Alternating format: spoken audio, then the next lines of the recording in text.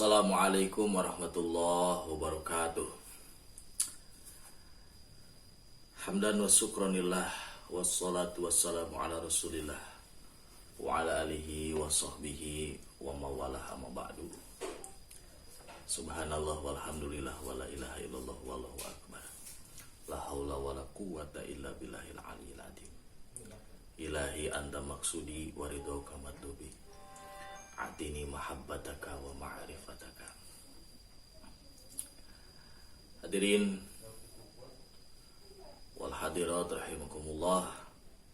Jumpa lagi bersama saya dalam channel Mentari TV dalam kajian kitab Al-Hikam karangan Syekh Ahmad bin Muhammad bin Atha'illah, yang mana pada episode selanjutnya telah sedikit saya bahas tentang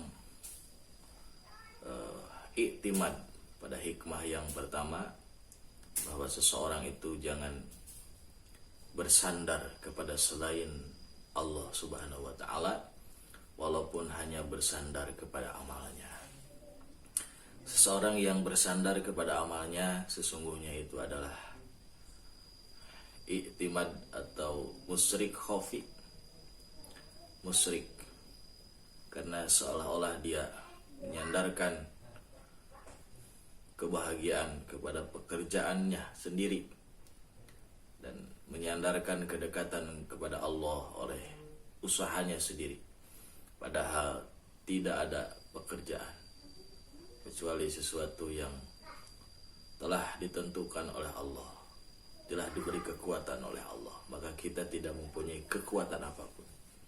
Sesungguhnya yang menyelatkan kita, yang membuat kita beribadah kepada Allah adalah kekuatan dan kuasa Allah Subhanahu wa taala.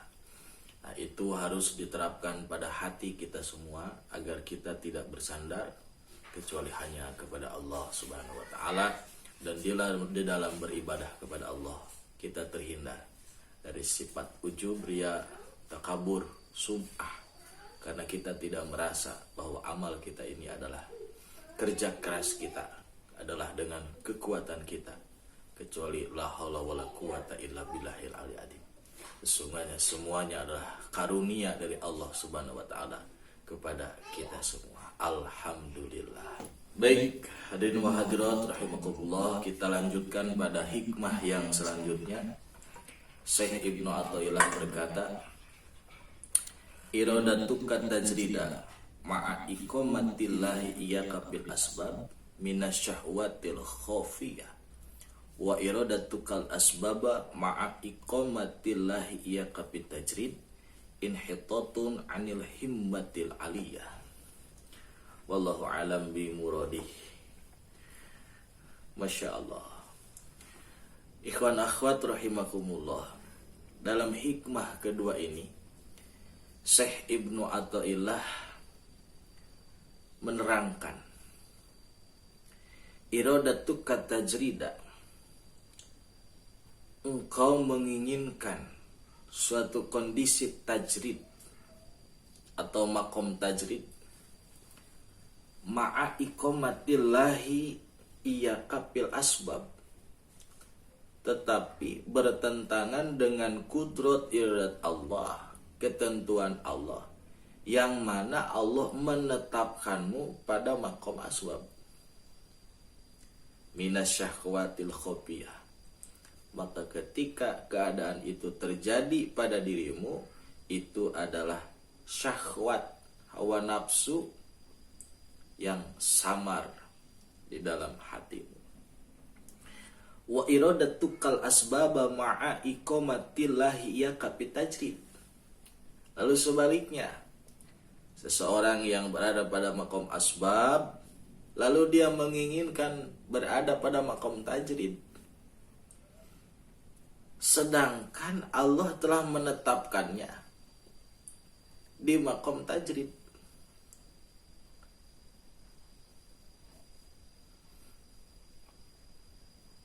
Inhitatun anil himmatil aliyah.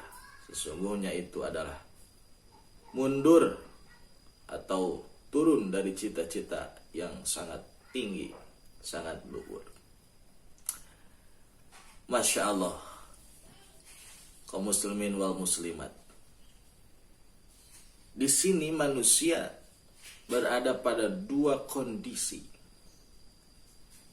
Mungkin khususnya dalam kajian agama Islam, untuk kita khususnya, saya dan anak-anak kaum muslimin wal muslimat, akan berada pada satu kondisi di antara dua kondisi ini, dan tidak akan pernah berada pada dua kondisi secara bersamaan. Karena dua kondisi ini adalah sesuatu yang berlawanan. Tidak mungkin sesuatu yang berlawanan bisa disatukan pada satu keadaan. Yang pertama, terkadang manusia ditempatkan atau ditetapkan oleh Allah pada kondisi tajrid. Ustaz, apa itu tajrid?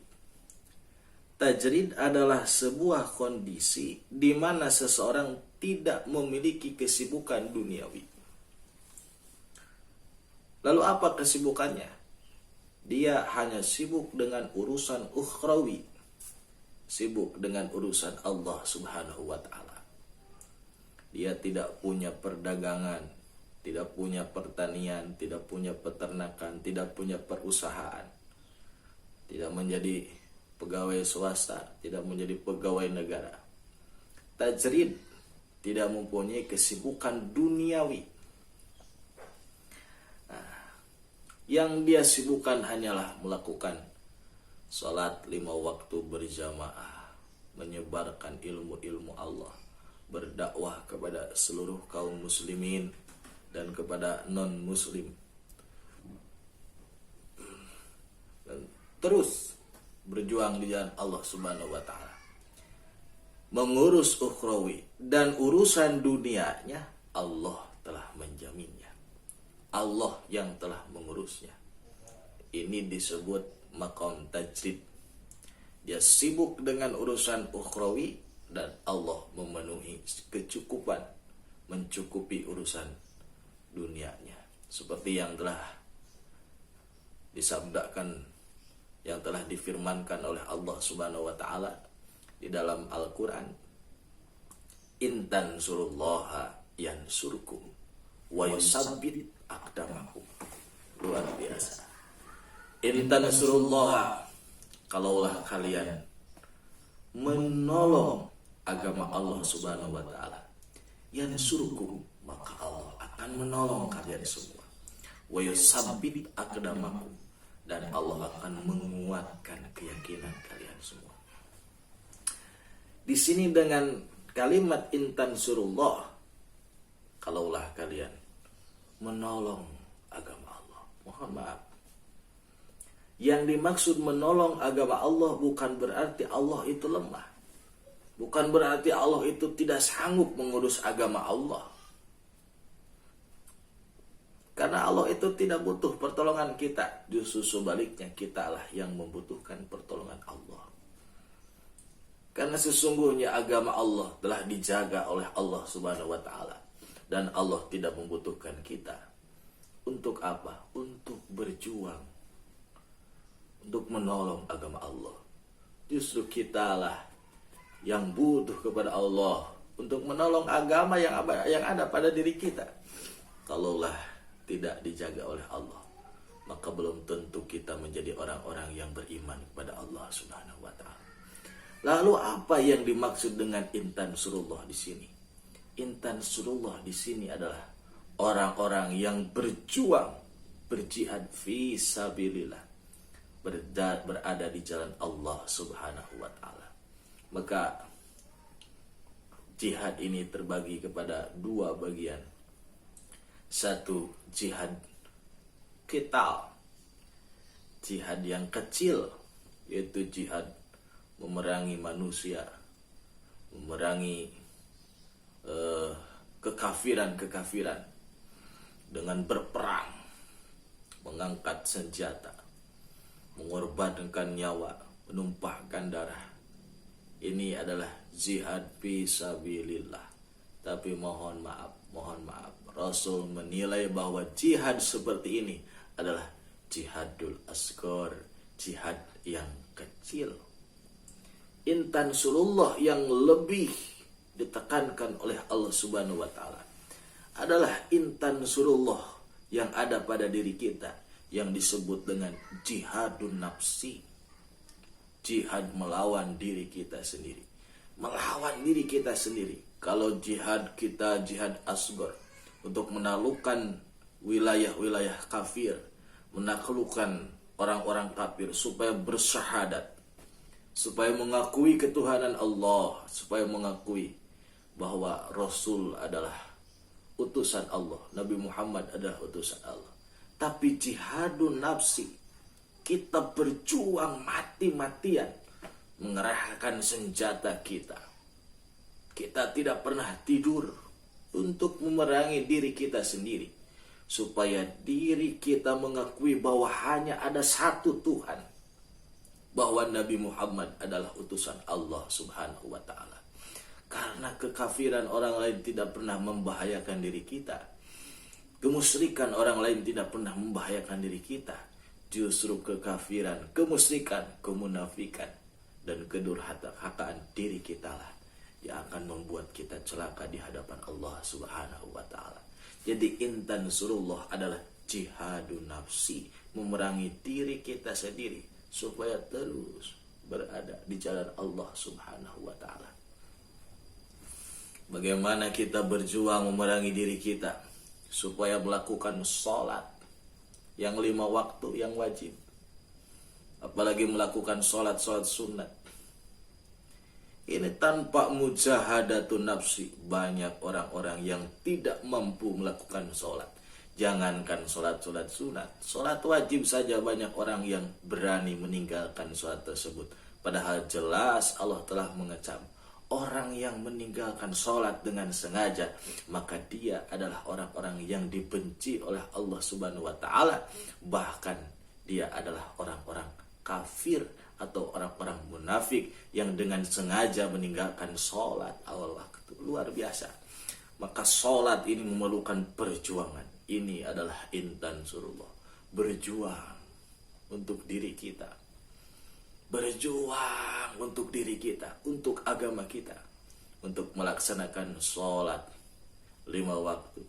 Kalaulah kita kalah oleh diri kita sendiri, betapa banyak orang-orang yang fisiknya sehat, ruhnya sehat, dunianya banyak, tapi tidak mampu mengangkatkan 2 tangan untuk mengucapkan takbir dalam sholat.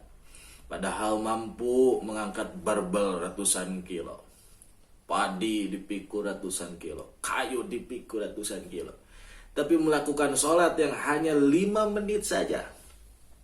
Sholat maghrib, isya, subuh, zuhur, asar, luar biasa berat.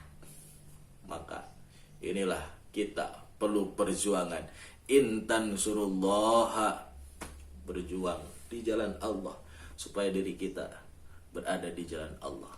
Berjuang untuk sholat 5 waktu, perlu perjuangan. Zakat, infak, sedekah, luar biasa. Kalaulah tanpa perjuangan untuk melawan diri kita sendiri, banyak orang-orang yang tidak mau memberikan infak sedekahnya. Di dalam saku seseorang ada uang 100.000 satu lembar, 50.000 satu lembar, 20.000 satu lembar, 10.000 satu lembar, 5.000 satu lembar, dan 2.000 satu lembar. Ketika berangkat sholat Jumat, maka kotak amal menghampiri dirinya. Dengan otomatis dia akan menggunakan uang yang paling kecil. Betul, uang yang paling kecil. Kenapa? Karena kalaulah dia akan mengeluarkan uang yang paling besar, 100.000 saja. Jangankan 100.000, dia akan mengeluarkan uang 10.000 saja. Biasa 2.000, ini ingin infak sedekah kotak amal 10.000. Masya Allah. Orang yang tidak bisa melawan dirinya sendiri, maka dia akan perang terus di dalam hatinya. Keluarkan jangan.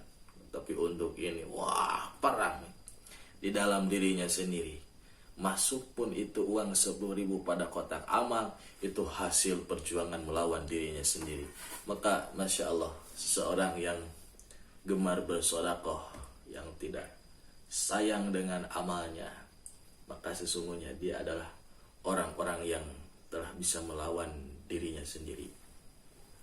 Berpuasa, puasa itu sangat enteng, cukup makan, tidak makan setengah hari. Ada puasa wajib, ada puasa sunat. Orang-orang yang telah bisa melawan dirinya sendiri, maka dia akan berada di jalan Allah. Tapi seseorang yang tidak bisa melawan dirinya sendiri, Masya Allah, jangankan puasa sunat, puasa wajib pun banyak orang yang meninggalkannya. Munggah haji, banyak orang yang bisa berpiknik ke negara-negara lain, banyak uang, bertamasya, tapi dia tidak mau melaksanakan haji. Masya Allah. Ini kembali lagi bahwa intan surullah, menolong agama Allah, itu adalah berjuang diri kita sendiri untuk tetap berada di jalan Allah Subhanahu wa taala. Yansurkum, maka ketika seseorang seperti itu, Allah akan memberikan pertolongan kepadanya. Perutnya akan diurus oleh Allah Subhanahu wa taala. Pakaiannya akan diurus oleh Allah Subhanahu wa taala. Kehormatannya akan diurus oleh Allah Subhanahu wa taala. Segala sesuatu urusan duniawi akan dicukupi oleh Allah Subhanahu wa taala. Wa yusabbit aqdamahum, dan Allah akan meneguhkan keyakinan orang tersebut. Nah, makom seperti ini disebutlah makom tajrid, ialah seseorang yang terus sibuk dengan urusan yang telah diwajibkan oleh Allah, berdakwah, beribadah kepada Allah, dan dunianya dicukupi oleh Allah Subhanahu wa taala. Inilah makom tajrid. Yang kedua, makom manusia itu adalah makom asbab. Apa Ustaz itu makom asbab? Makom asbab adalah makom istighol, makom kesibukan, di mana seseorang berada pada suatu kesibukan duniawi. Yang dimaksud kesibukan duniawi di sini bukan main-main, bukan jalan-jalan, bukan leha-leha, tapi seorang pengusaha, seorang pedagang, seorang petani sibuk. Petani sibuk dengan padinya, pedagang sibuk dengan dagangannya, orang kantor sibuk dengan urusan kantornya, sibuk dengan urusan duniawi.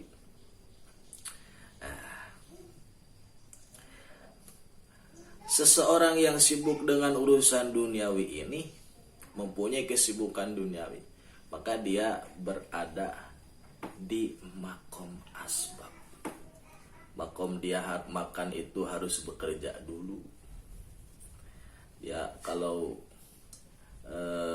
ingin uang itu harus bekerja dulu, nunggu bulanan.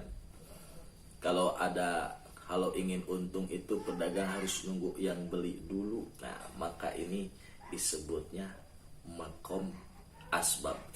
Allah Subhanahu wa taala berfirman, Allahu la yughayyiru ma biqaumin hatta yughayyiru ma bi anfusihim. Allah tidak akan merubah keadaan suatu kaum kecuali kaum tersebut bisa merubah atau menggerakkan dirinya sendiri. Makom asbab bukan makom yang jelek. Ini juga makom mulia di hadapan Allah Subhanahu wa taala. Cuman kebalikan tajrid, makom asbab adalah seseorang yang terus sibuk dengan urusan duniawi, dan dunia yang telah didapatkannya itu untuk berjalan menuju Allah Subhanahu wa taala. Uang yang hasil bekerja dia sedekahkan untuk perjuangan agama. Ketika datang waktu sholat, dia melaksanakan sholat seperti yang telah disarankan oleh Rasulullah SAW.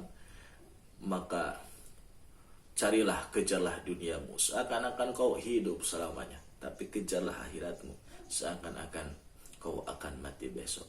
Seseorang yang berada di makom asbab, dia terus sibuk dengan urusan duniawi, tapi dia tidak lupa dengan urusan ukhrawi. Karena Allah memberikan kekuatan, dengan dunianya tersebut dia diberikan kekuatan untuk melaksanakan ibadah-ibadah yang diperintahkan oleh Allah Subhanahu wa taala. Dengan uangnya dia membangun masjid, dengan uangnya dia membangun madrasah, dengan uangnya dia melakukan ibadah-ibadah yang sangat luar biasa yang tidak bisa dilakukan oleh orang lain. Maka ini adalah makom asbab. Alhamdulillah, ini adalah ketetapan Allah Subhanahu wa taala yang akan diberikan kepada kita semua. Cuman yang menjadi permasalahan di sini Syekh Ibnu Athaillah, ada syahwat pada makom tersebut. Apa yang disebut syahwat di sini? Hawa nafsu. Setan menggoda hati kita. Ketika seseorang berada di makom tajrid, maka dia mempunyai keinginan di dalam hatinya untuk berada di makom asbab. Padahal Allah telah mencukupi keinginannya. Cuman di dalam hati merasa kurang.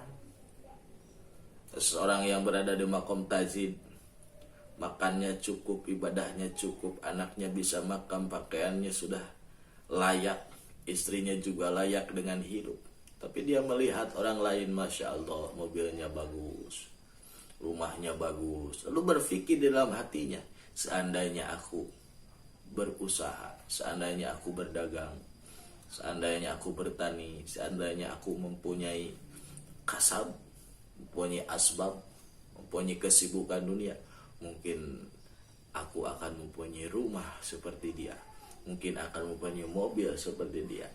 Nah, para kiai, para ustadz pindah haluan dari mengajar anak-anak menjadi pedagang, dari berdakwah menjadi seorang pengusaha karena tergoda, tertipu, tergoda oleh orang lain kesenangan dunia. Maka ini sesungguhnya adalah inhitatun an himmatil aliyah, turun dari derajat yang tinggi kepada derajat yang rendah. Kenapa demikian? Karena seorang tajrid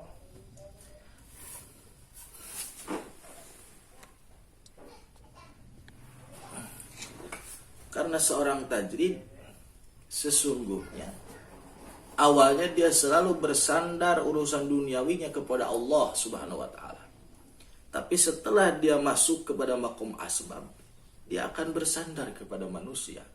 Ketika dia berdagang, bersandar kepada pembeli. Ketika dia menjadi seorang pegawai, bersandar kepada bosnya.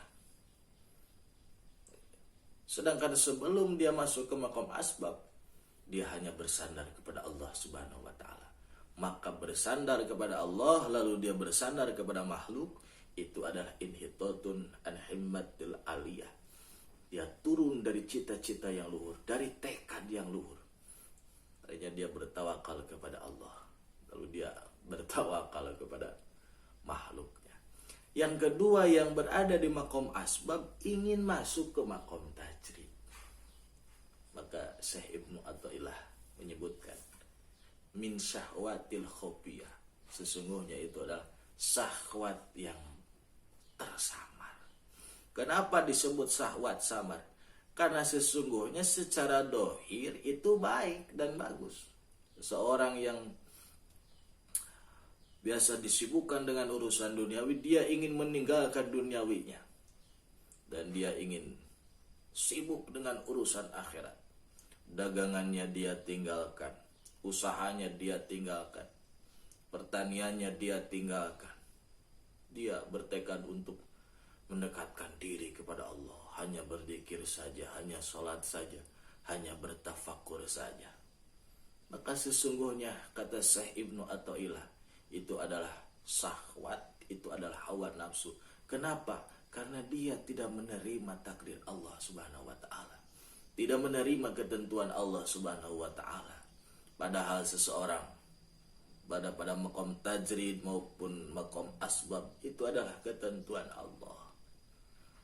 Apalagi seseorang yang tadinya di makom asbab ke makom tajrid, biasanya dia berkeinginan supaya orang-orang melihat dirinya bahwa dia itu ahli ibadah, dia itu ahli makrifat, sehingga orang-orang banyak datang kepadanya memuji dirinya dan mengharapkan pemberian orang lain. maka ini jelas-jelas adalah hawa nafsu semata yang diberikan oleh setan kepada hati-hati seorang salik, hati-hati seorang ahli ibadah. Maka sesungguhnya pada inti pembahasan ini Syekh Ibnu Athaillah memberikan penjelasan kepada kita bahwa Allah itu telah memberikan makom-makom seseorang, keadaan seseorang dengan kehendaknya. Janganlah kita mempunyai kehendak selain pada kehendak Allah Subhanahu wa taala. Yang pada makom tajrid maka Allah berkehendak pada makom tersebut, maka ridholah. Yang pada makom asab juga ridholah kepada Allah Subhanahu wa taala. Karena yang Allah inginkan bukan dia berada di makom tajrid, bukan dia berada di makom asbab. Tajrid dan asbab hanyalah pemberian Allah Subhanahu wa taala, ketentuan Allah Subhanahu wa taala yang Allah inginkan mereka itu berada pada makom ridho kepada Allah Subhanahu wa taala. Ilahi anta maksudi waridhoka madlubi atini mahabbataka wa ma'rifataka. Dengan makom asbab dia bisa ridho kepada Allah, dengan makom tajrid dia juga bisa ridho kepada Allah Subhanahu wa taala. Maka kita jangan pernah memikirkan bagaimana kita berpindah makom, tapi kita pikirkan hati kita bagaimana kita ridho atas ketentuan Allah Subhanahu wa taala. Maka semoga dengan dibahasnya kitab ini kita bisa dibukakan hati kita untuk menerima kepada qada dan qadar Allah Subhanahu wa taala. Ini adalah rukun iman yang keenam, ridho atau iman kepada qada dan qadar Allah, baik dari Allah, jelek pun dari Allah Subhanahu wa taala.